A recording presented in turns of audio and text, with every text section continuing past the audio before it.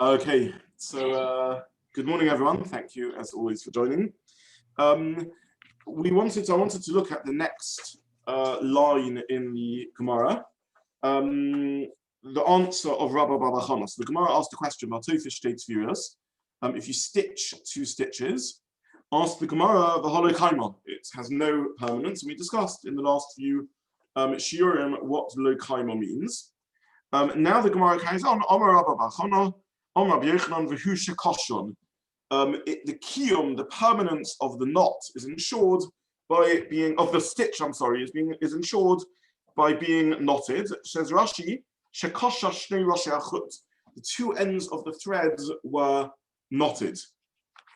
So this is the Gemara's answer. Now, as a matter of Peshat, I wasn't entirely clear what Rashi meant. If you picture a stitch going in and out, so you have the fabric, and then the stitch goes in and out of the fabric. So you effectively have the two ends of the threads emerging from on the same side of the cloth. Now we understand why the Gemara says v'halo kaima, that this has no proper permanence, and because indeed such a stitch has no permanence.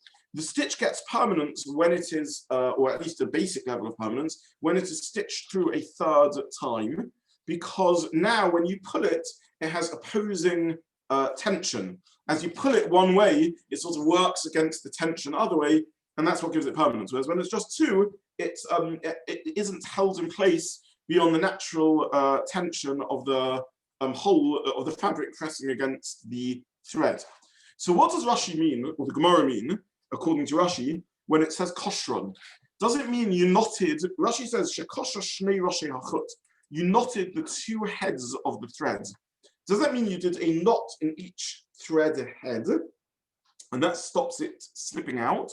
Or does Rashi mean you knotted the heads of the threads together? In other words, you twisted, you interwove one into the other.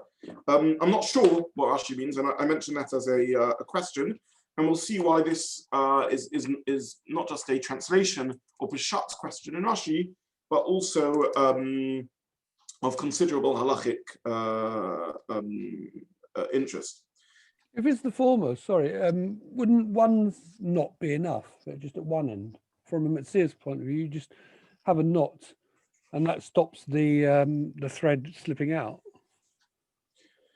I don't know. I mean, it stops it slipping one way, but not the other way. Yeah, but if you pull it to the, from my memory of sewing experience, yes. Yeah, you pull the stitch, the thread, until the knot is up against the thread, and therefore it can't go any further. You're not going to be suddenly pulling it from that end where the knot is. You're more worried about. I hear your point. It is true that when you sew, that's what you do. You put a knot at the end, and then you pull the thread through, and then you carry on sewing. But here the Gemara is talking about someone on Shabbos who just did this one stitch, once in and out. And the Gemara is arguing that it's impermanent. So in that case, if you leave it at that point, I don't know if that's called permanent, because it can still very easily slip out the other way. So I don't know. I mean, I was a little unable to read this Rashi. At the beginning, when I first learned Rashi, I just sort of filed it away as a sort of curiosity. I just wasn't sure what Rashi meant. And then as I began learning the Rishonim in the Sugya, I saw this became a very major point of halachic discussion. Either way, this is what Rashi says. Now, a number of the Rishonim ask on this, and I printed the source, and I want us really to have a look at some of them inside, that in that case, surely every Tofer would also be chayav for kosher. In other words, you would never have a case where you would have an independent or melachot, or at least in the standard case, the classic av melachot of Tofer, which the Gemara understands to mean which the Mishnah says is shtei tefiros. In every case of Tofer shtei tefiros, it isn't an independent melachot, because you're always chayav for kosher. So let's have a look at a couple of the Rishonim and how they deal with this question. So first Rishon I printed is source 7, the run on the Rif, and the run says as follows: Tofer shtei tefiros v'halo kaima, lo kaima lav malachis. That's the same as Rashi. Then he carries on shekoshon shnei rashi hachut. He tied the two heads of the thread. Again, Rashi. By the way, this is not uncommon. The Ran often paraphrases Rashi or elaborates on Rashi, and is very often in the Ran on the Rif, very often an extended version of Rashi. But now he carries on. When we come Lomad Harav Rabbi Zobin Mitz, this is Rabbi Zobin Mitz. He's known as the Re'aim, also known as the Uraim. He wrote a sefer called the Uraim, a very important Baal Tosfos, halachic Baal Tosfos, who we don't have a systematic parish from him on the Gemara, but nonetheless there's a lot of traditions in his veins. So he asked, the kosher kasher echad lo machayev. Sorry, he deduces that if one ties one knot, one isn't chayev for the knot, she'enu miskayim, because it's not permanent. If one were to be chayev for an impermanent knot, given the Tofer state virus, lo mishkachas lo below kasher, since any two knots can't be found without a knot, since any two stitches can't be found without a knot, typically mishum kasher. Then every case you're chayiv because of kasher. And it must be as we said. This is a case where one only tied one knot rather than a double knot. So let's just explain outside what he means. We learned in the previous sugya, the Gemara asked, when we learned that there are two halachic principles with kosher. Halachic principle number one is the general rule with all melachos, that it has to be miskayim, it has to have a degree of permanence. And if it doesn't have a degree of permanence, it is not a melacha. We saw that with boina and with kosev and many other melachos. The second halacha unique to kosher is it has to be al manas. It can't be al manas lahata. It can't be where you are intending to unknot the knot. So says the Re'aim as follows. He says it can't be that when the Mishnah says Tofer shtei tfiras, if you do two stitches, you're chayav for Tofer, that's only in the case where you have also done a knot, because then every case of Tofer would already be another melacha. So it must be that by tying this kesher, this knot al shtei roshim, you are not chayav, because it isn't a double knot, and therefore it's impermanent, and therefore one isn't chayav for it. Now, where did we get the double knot? Only a double knot is chayav and not the single knot. Well, this is what the Re'aim says. This is one of the sources. Or couldn't he be saying, when he says lama chayav she'eno mitkayem, couldn't he be saying you're not chayav because the stitching doesn't have endurance, rather than the knot doesn't have endurance? No, he's saying exactly the opposite. The Gemara asked, the Mishnah says a fact, that if you stitch in and out, you're chayav. Ask the Gemara that stitch has no permanence. Answers the Gemara is where you knotted it. Says the Re'aim, then every Tofer is kosher. Answers the Re'aim, the answer must be that for kosher you are exempt since it's an impermanent knot, and therefore the Mishnah is correct that all your chayav is because of Tofer. Couldn't he be saying that the kesher itself isn't a standalone thing, it's only there to help the stitching, but because the stitching doesn't have permanence, you neither have a knot, because it's not a standalone knot, it's only to contribute to a stitch, and you don't have stitching that you'd be chayav for, because that doesn't have permanence either. Again, what you're saying is exactly the opposite of the flow of the Gemara. The Mishnah says you're chayav for stitching. The Mishnah says you're chayav for stitching. Ask the Gemara, how can you chayav for such stitching because it's impermanent? Answer the Gemara, because of the presence of the knot, the stitch is a good stitch. The Re'aim wants to pull off that even though because of the presence of the knot, the stitch is a good stitch, nonetheless the knot is not a good knot. And therefore you're not chayav for the knot, and then you're only chayav for the stitch. Because the Re'aim isn't willing to tolerate the idea that Tofer at least the scenario of Tofer in the Mishnah isn't a standalone melacha, but always needs kosher in order to make it into a melacha. So this is when we studied Kshira, we didn't come up with this idea of kesher al kesher. So this is a great chidush of the Re'aim. It is indeed, and this is the Re'aim's source of this halacha. The truth is, we touched upon it when we looked at kosher, because there happened to be one of the sources I printed there which mentioned this idea. But you were correct. This Re'aim is one of the primary sources for this concept. Now, I'm not sure what the Re'im means. And this gets back to my question about what Rashi meant. Is the Re'im telling them, let's just understand this, that there are two forms of single knot. There's a single knot involving two threads and a single knot involving one thread. If you take two threads and you intertwine them just once, it is absolutely true that this is impermanent. If you pull, they will just come undone very easily, and that's why we do double knots. If you have one thread and you do a single knot at the top of that one thread, it's very permanent because it's a single knot. We know this from when we've tried to unpick single knots. Now, there are Re'im who's arguing that one knot is impermanent in the situation of Shekoshron Shtei Roshei Chutzim, where you knotted the heads of the threads, seemingly is arguing that in a case where you knot the two heads together rather than you make a knot in one head. Because if it's in one head, it's difficult to see how that would not be considered a permanent knot. And indeed, this finds its way again into the Shulchan Aruch, where I printed this in the previous sources, where the Shulchan Aruch makes this, the Ramah, I think, makes this very distinction and says that even though a single knot is not a knot, that's why it's a single knot with two threads. When it's a single knot with one thread intertangled, it's very permanent, and therefore that would be a good kasha. So this is why I mentioned already that it's important to know or to understand what the source of the single knot is.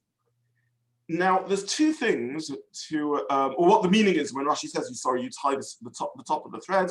Doesn't mean you tie a knot in one thread, or doesn't mean you tie the two tops of the threads together. Now, the Re'im, there's two aspects of the Re'im that I want to untangle or unpick. The first aspect is the Re'im's assumption that it can't be that you have, that you are only ever chayav with kosher when you've also done Tofer. You're only ever chayav with Tofer in the scenario of the Mishnah if you've also done kosher. The Mishnah says that you're chayav for Tofer for stitching, if according to the Gemara's interpretation, only if you have done a knot on the two heads of the threads.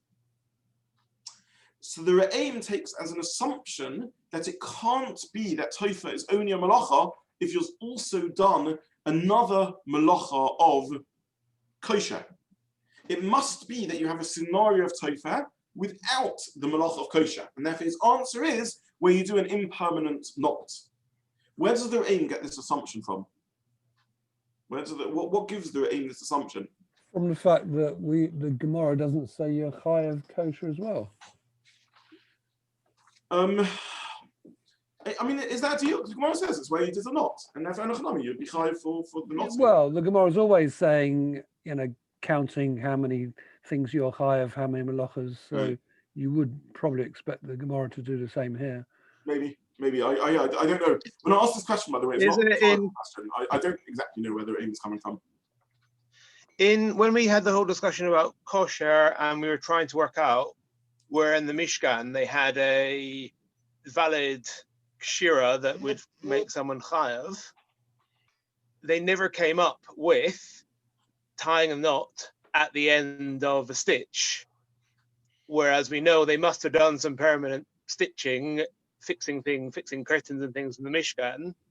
Therefore, Edward and I sort of thought that, which is why we like the Ritva over Tosafot later, that it seemed more elegant to say that there's no, if you're never chayav, the Gemara didn't come up with this as the explanation for where the permanent stitch was that you did in the Mishkan, they must not have considered this kosher as part, as kshira, but only as part of the act of Tofer. That's very interesting. And I didn't think of that actually, and that's a very interesting point. So just to summarize what Martin and Edward are saying, the Gemara in the previous sugya asked, where do you get the melachah of kosher from? Now, if the only way you have Tofer Shtei Tefirus is with a kesher, then why couldn't the Gemara use that as its source for kosher? Elamai, it must be that kesher is where you do the knot in a case where you aren't chayav. Okay, very nice. I like that. Something to think about. Okay, so we have two suggestions. Max's suggestion that we'd expect the Gemara to count. I'm not rejecting that suggestion. Max is saying in other cases we see the Gemara likes to summarize how many melachos are involved in activities. I don't know enough about the style of the Gemara to know if that's correct or not. I hear your point, Max. And then we have Edwards and Martin's suggestion, which I should point out does not read brilliantly into the Re'im. It's not really what the Re'im says. The Re'im just says,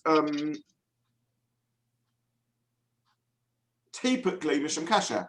Why do you have to say you're chayav for tofer? Say already you're chayav for kasher.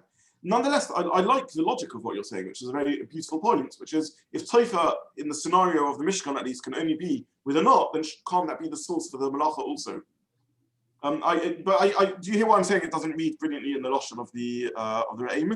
But I hadn't thought about this. I don't want to comment on this further without digesting your thought. Okay. Either way, could it just be that because the Mishnah lists them all as separate malachas, so tofer and kosher by definition have to be separate because they're listed separately within the Mishnah, 39 malachas. Yeah, I have to say that my gut feeling is like yours, Adam. This is, to my mind, this is the simplest reading of their aim, and this is what he's saying, which is they have to all be independent. The problem is when I try and drill down into my intuition, I can't quite work out what I mean by that. I share that intuition, and it seems that's what the aim is saying, which is each one has to be an independent melacha, but I'm not quite sure why that's the case and why it would be contradicted by the idea. Tofer is an independent melacha. It's true that Tofer states you is only melacha when you also do a knot, but the nafkamina would be that you're chayav shtayim, that you would be chayav twice in such a situation. So I share the same intuition, and I'm pretty convinced that is what the aim means, because it's the simplest reading in the language. Martin / Edwards pshat and Max's pshat is a little sossum in their language. Neither of them say the Gemara should have listed it, or why did the Gemara ask it earlier, bring it as an evidence to Tofer earlier. All it says is typically you're already b'chai for kosher. But why can it not be that you can have? It seems the aim is making an assumption that if one melacha can only be achieved by the foundation of a second melacha, then that's not a good melacha. You can't, if you can never do it by itself, because it's not a real melacha. Then it's always a melacha achieved by something else. I personally don't quite know what that means and where that intuition comes from. By the way, I'm in good company because other Rishonim also don't take on this assumption of the aim. And if we look at the next Rishonim that I want to look at, the Ritva really makes this very point. And the Ritva says, well, maybe you always chayav twice. So let's have a look at the Ritva. Hikshu the Tosfos. So this is source 8 at the bottom of page 2. Tosfos asks the following question, which presumably means the aim who was from the Balei Tosfos, even though we don't have it in what we classically call Tosfos. The chayav nami mishum kosher. You should also be chayav because of kosher. And they answered, since the kasha is only lahamid hatafira, it's only a means to establishing the knot, we only count it as tofer. So here the Ritva says a new answer, an answer we didn't find in the Re'im, and Gary indicated in his comments as part of what he said. So Gary made 2 points before, one of which I said, no, that's against what the Gemara and the Mishnah is saying. And Gary also said this intuition that since the knot is only a means to the tofer, it's subsumed in tofer, and therefore you wouldn't be chayav separately for it. So this Ritva is a remarkable chiddush. The Ritva answers the Re'im's question in a different manner. And the Ritva answers and says, no, since it isn't its own melacha, since it's only being done as a means to an end, it doesn't have a chashivas as kosher, and it's only chayav because of tofer. So a knot done as a means to enable and facilitate tofer isn't the melacha of kosher. It doesn't have the chashivas, the significance of the melacha of tofer. It's of kosher. It's just all subsumed in the melacha of tofer. A very, very interesting answer. So that's by that logic, if you light a fire in order to cook, you're only chayav because of cooking, because the whole thing of lighting the fire was in order to cook. You would have to say that this is, I think one would have to say that this is a unique halacha and kasher based on our discussions that we had previously, which is that kosher and tofer are very similar melachas. They both are joining melachas. The difference is perhaps that with tofer, it becomes buried into the garment and it becomes one fabric as opposed to being its own thing, whereas with kasher, it remains a sort of a knot. And therefore, the logic of the Ritva is that where kasher is a means to tofer, it all becomes part of tofer. When you do kasher by itself, it's a kasher. but when it's part of Tofer, then it becomes subsumed in Tofer. This wouldn't apply to other melachos which have their own chashivas. So making a fire is a very chashiv thing. It brings light, it brings heat.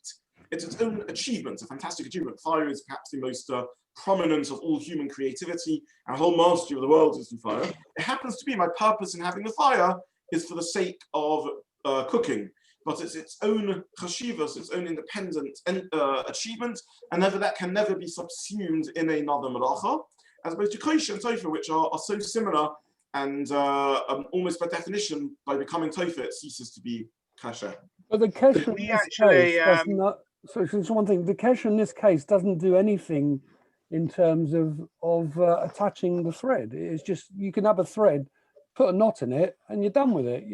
There's no connection going on whatsoever. It does, because since the thread wouldn't hold permanent, the stitch wouldn't hold permanent without the knot.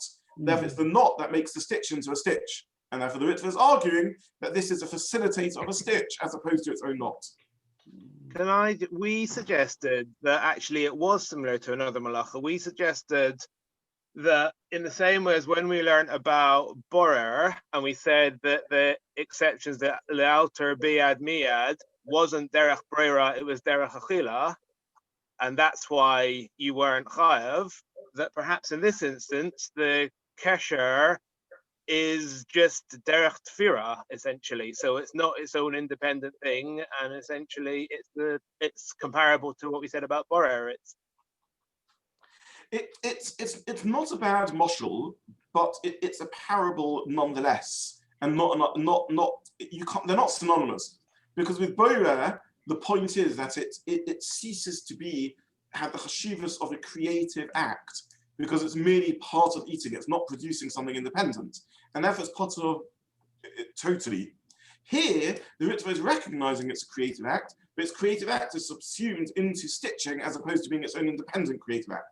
The Ritva isn't arguing that you're potter on the kasher. He's arguing that you are chayav as one malacha of tofer. So it's a nice thought. It's parallel. It's not. I don't think it's an identical halacha. It's not.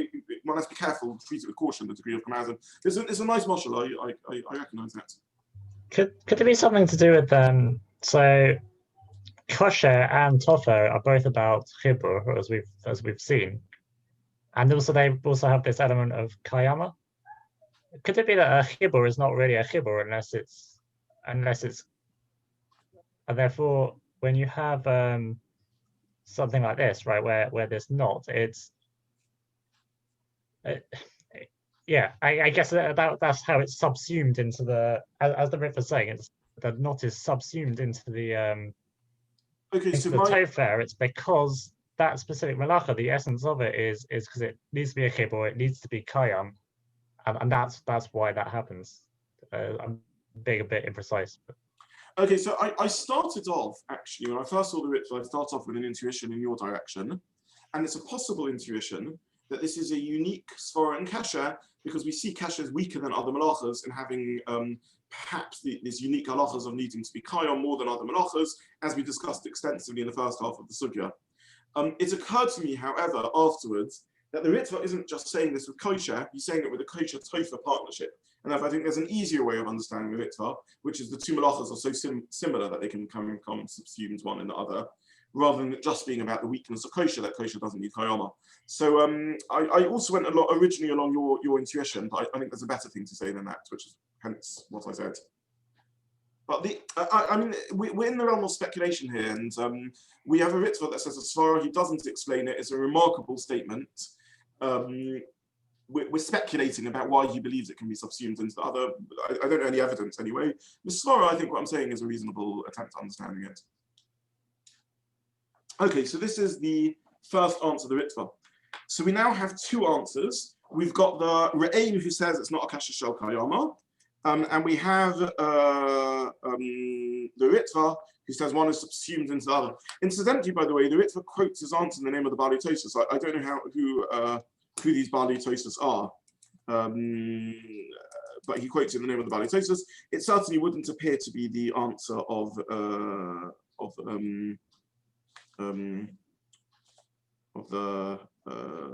aim. It seems to be a different answer. Okay, finally, the Ritva brings a final answer. Yesh loma oid. He says we can save more. Kukun shekoshon on manas lahatzia achreikein. To mishum kashira leka, avul mishum tefira ikla kivin shemis kayam achshav. So he says where you knotted it with intention to unknot it, and therefore it isn't kashira, but it is tefira. So this Ritva is already a bit more similar to the Re'im. The Re'im already said that if the kasher is not a kasher shel kayama, then the tefira would be a good tefira, but the knotting wouldn't be a good knotting. The Ritva says something similar, and he says since your intention is to unknot this knot, presumably to carry on stitching, therefore the knot is not a good knot. You're not chayav for the knot, but you are chayav for the tefira. Now, when I first read this Ritva, I thought, and even in the Re'im I began thinking on these lines, that both of these were sources that impermanent knots are not good knots, but impermanent stitching is good stitching. In other words, you don't have the same criteria of impermanence. If you remember, in the first half of the sugya, we discussed whether Tofer, intentionality mattered by Tofer or not, like it does with kosher. So when I saw this Ritva, I thought, great, I have another source for this concept, because the Ritva says, since I'm planning to unknot the knot, therefore this is an impermanent knot. However, the tefira is a good tefira. Now make up your mind. If I'm planning to unknot the knot, then the degree of impermanence of the knot is the degree of impermanence of the stitch, because the stitch is only held by the knot. And therefore, if it's so impermanent that it isn't a good knot, surely my intentionality should make it impermanent that it's not a good stitch also. This line of reasoning is a mistake, and there's a basic error that I made in my thinking. I will leave that with you for a bit of homework. But again, just to summarize the point, the Ritva says that the knot, it was made al manas lahati, was done in order to unravel. Says the Ritva, that's why you're not chayav for the knot. Well, hold on a minute. If the knot was made in order to unravel, and the knot is what's giving permanence to the stitch, then the stitch also is impermanent. So what's the Ritva gained? There's an exact parallel over here. Impermanent knot, impermanent stitch. Permanent knot, permanent stitch. My answer to the question was, evidently the degree of impermanences are different when we look at knotting, the melachot of kosher, and the melachot of tofer, the melachot of stitching, as per our previous discussion. If you were confused in the previous discussion, don't worry about it. All we said in the previous discussion, for the purposes of this discussion, is that the criteria of permanence with knots and stitches are perhaps not identical. I thought that is what the Ritva is saying. To me, it seems this is what the Ritva is saying, because the Ritva says that the impermanence of the knot means you're not high for the knot, despite the fact that it has a causal effect on the impermanence of the stitch, and you are high for the stitch. I made a terrible error, and I will park that with you. So please let me know this error at the start of next year. So I wish you all a good day, and thank you so much as always. Thank you very much. Thank you. Thank you very much.